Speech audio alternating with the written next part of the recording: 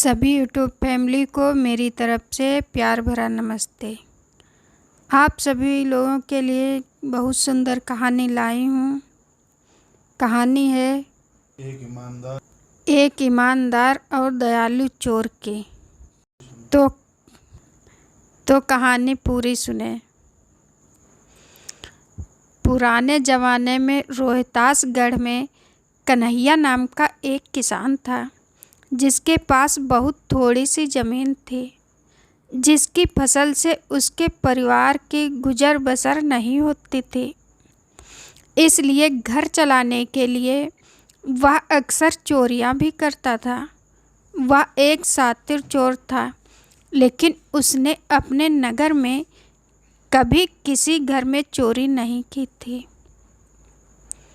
वह हमेशा पड़ोसी नगरों और पड़ोसी राज्यों में चोरी के लिए जाया करता था और महीने में केवल एक ही बार अमावस की रात चोरी किया करता था। जब भी वह चोरी करने के लिए निकलता था, चमड़े की एक छोटी और एक बड़ी मशक में पीने का पानी और 4 पराठे साल लेकर निकलता था, जिससे चोरी करने की अवधि लंबी हो जाए और कहीं खाने को ना मिले तो भूखे मरने की नौबत ना आए। छोटी मशक और पराठे वह हमेशा साथ रखता था, जबकि बड़ी मशक घोड़े दिलदार की पीठ से मजबूती से बंधी रहती थी। छोटी मशक में भी इतना पानी होता था कि थोड़ा थोड़ा पीकर एक दिन गुजारा जा सकता था।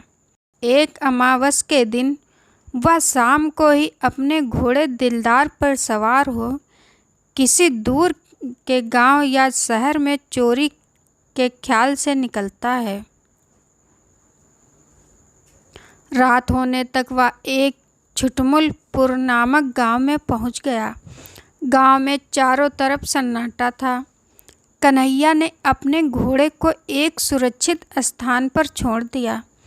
उसका घोड़ा पालतू और वफादार था, और कन्हैया जब ओंठ सिकोड़ कर जब अपने विशेष ढंग से सीटी बजाता, घोड़ा कहीं भी हो, पलक झपकते ही कन्हैया के निकट आ जाता। कन्हैया को लगा कि आज उसे चोरी करने में कोई परेशानी नहीं होगी और मोटा माल भी हाथ लगेगा। बहुत देखभाल कर उसने एक घर छांटा, जहाँ से उसे काफ़ी कीमती सामान मिलने की आशा थी।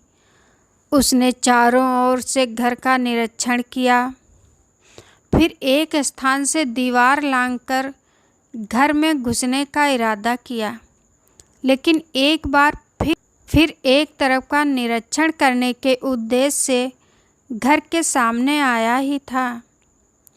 तभी उसे लगा कोई उसे आवाज़ दे रहा है, कन्हैया।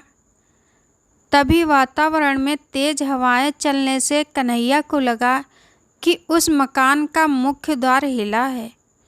वह आगे बढ़ा और उसने द्वार पर हाथ रखा तो द्वार के कपाट अंदर खुलते चले गए। घर का मुख्य दरवाज़ा अंदर से बंद नहीं था। कन्हैया धीमे कदमों से घर के अंदर प्रवेश हो गया। अंदर बहुत ज़्यादा अंधेरा था, लेकिन कन्हैया एक मजा हुआ चोर था। उसकी आंखें अंधेरे में देखने को भी पक्की अभ्यस्त थीं। उसने उस कमरे को अच्छी तरह देखा। वहाँ कोई न था। कमरा बिल्कुल खाली था। एक द्वार कमरे की दाहिनी दीवार में दिखाई पड़ रहा था। उसकी अंदरूनी अवस्था बता रही थी कि वह उस घर की रसोई का स्थान है, लेकिन रसोई बिल्कुल खाली थी। उसने कुछ भी नहीं देखा था। 2 द्वार कमरे की बाईं दीवार में थे, जो क्रमशः शौच और स्नान गृह के थे। उस कमरे के अंतिम छोर पर दाएं बाएं 2 अन्य अंदरूनी कमरे के द्वार दिख रहे थे। कन्हैया ने पहले एक कमरे में झांका। वह बिल्कुल खाली था, लेकिन दूसरे कमरे से बहुत ही धीमी धीमी आवाज़ आ रही थी, कन्हैया, कन्हैया। कन्हैया आवाज़ वाले कमरे की ओर बढ़ गया। सामान तो उस कमरे में भी नाम मात्र था, लेकिन कमरे के आखिरी कोने में एक पलंग बिछा हुआ था, जिस पर कोई कृशकाय बूढ़ा लेटा हुआ कन्हैया कन्हैया पुकार रहा था। कन्हैया उस बूढ़े के पास पहुंचा। किसी के आने की आहट सुनकर बूढ़ा बोल उठा, कन्हैया, तू आ गया बेटे? कहाँ चला गया था? बहुत प्यास लगी है, थोड़ा पानी पिला दे और फिर कुछ खाने को भी दे दे, बहुत भूख लग रही है। कन्हैया ने आसपास देखा, कहीं भी कोई गिलास या लोटा दिखाई नहीं दिया। उसने लेटे हुए बूढ़े को सहारा दे उठाकर बिठाया और अपनी पीठ से छोटी मशक उतार कर उसके ऊपर और छोटे सिरे पर लगे चमड़े के ही ढक्कन को हटाकर मशक का गोल छेद बूढ़े के मुंह से लगा दिया। बूढ़ा ना जाने कब से प्यासा था, वह गट गट पानी पीता चला गया। कुछ क्षण पश्चात जब उसने मशक से मुंह हटा लिया तो कन्हैया ने अपनी कमर में बंधी पराठों की पोटली खोलकर उसमें से एक पराठा बूढ़े को थमा दिया। सब्जी नहीं है? बूढ़े ने पूछा। नहीं, नमक अजवाइन के पराठे हैं, कन्हैया बोला।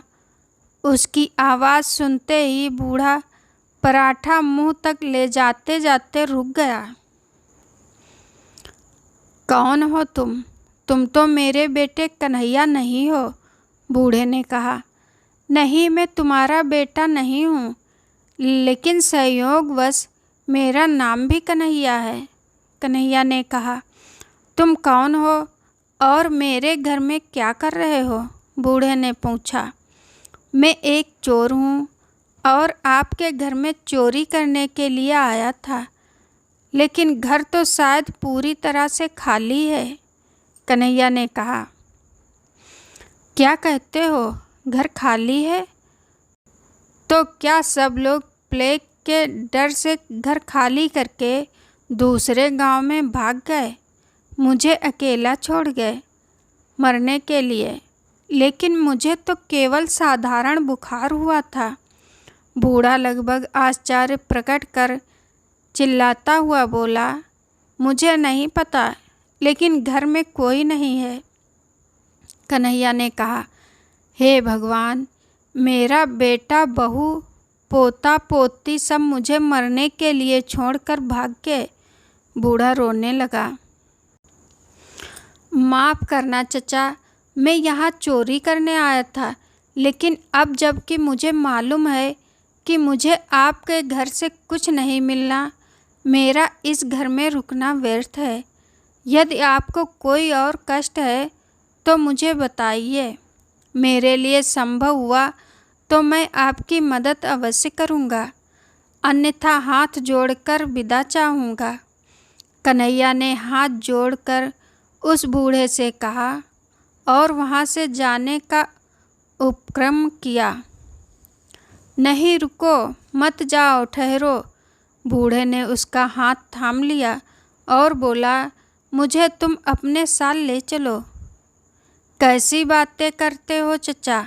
मैं एक चोर हूँ और चोरी करने जा रहा हूँ, और आपको साथ ले चलूँगा तो चोरी क्या खाक करूँगा? कन्हैया हाथ छुड़ाने का प्रयास करते हुए बोला, मुझे अपने साथ ले चलोगे तो तुम्हें जीवन में कभी चोरी करने की ज़रूरत नहीं पड़ेगी, बूढ़े ने कहा। अजीब बात है, आपको साथ ले चलूँगा तो मेरे सिर पर आपको रखने और खिलाने पिलाने का भी बोझ बढ़ जाएगा, और आप कह रहे हैं मुझे जीवन में कभी चोरी करने की ज़रूरत नहीं पड़ेगी। मुझे तो यह भी समझ नहीं आ रहा है कि आपके बेटा बहू पोता पोती इस घर में अकेला छोड़कर कहाँ भाग गए। इतना खूबसूरत घर है, भला ऐसा घर छोड़कर भी कोई पलायन करता है। तुम निडर होकर मेरे पास बैठो, मैं तुम्हें सारी बात बताता हूँ। बूढ़े ने बताना आरंभ किया। इस गांव में प्लेग की महामारी फैली है, जो चूहे के अकस्मात बड़ी संख्या में मरने वाले से फैलती है और इंसानों को भी अपनी लपेट में ले लेती है। इस बीमारी में गांव उजड़ जाते हैं और गांव के लोग जान बचाने के लिए गांव छोड़कर दूसरे गांव में चले जाते हैं। मेरा घर वीरान है, इसका मतलब है पूरा गांव वीरान होगा और तुम्हें इस गांव के किसी भी घर में कुछ भी नहीं मिलेगा। संयोगवश मुझे इन्हीं दिनों लू लगने से साधारण बुखार हो गया था। मैंने दुनिया देखी है, जानता हूँ मुझे प्लेग की महामारी ने नहीं जकड़ा था, बल्कि मैं साधारण बुखार का शिकार था। मैंने अपने बेटे कन्हैया और बहू रेवती तथा पोता पोती को यह समझाया भी था, लेकिन वे लोग बुखार के कारण अर्ध बेहोशी अथवा नींद की अवस्था में मुझे अकेला छोड़कर भाग गए। ऐसे संवेदनहीन परिवार के साथ रहकर अब मैं अपना बुढ़ापा नहीं काटना चाहता। बेशक तुम एक चोर हो, लेकिन तुम्हारे सीने में एक बहुत खूबसूरत रहम दिल है। तुम घर खाली देखकर भागे नहीं, बल्कि मेरी पुकार सुनकर रुक गए और अपने हिस्से का खाना पानी भी मुझे दिया। अब मैं अपना बाकी जीवन तुम्हारे साथ ही बिताना चाहता हूँ। बूढ़े का आखिरी वाक्य सुन कन्हैया ने हाथ जोड़ दिए और बोला, मुझे माफ़ करो चचा, मैं रोहतासगढ़ का एक बहुत शरीफ व्यक्ति हूँ। महीने में एक ही बार चोरी के लिए निकलता हूँ। रोहतासगढ़ में लोग मुझे मेहनत मजदूरी करने वाले किसान के रूप में जानते हैं, लेकिन मेरे पास इतनी कम ज़मीन है कि उसमें उपजी फसल तो घर का गुजारा संभव नहीं होता, इसलिए चोरी करता हूँ। तुम्हें साथ ले भी जाऊँ तो तुम्हारा खर्चा नहीं उठा सकूँगा।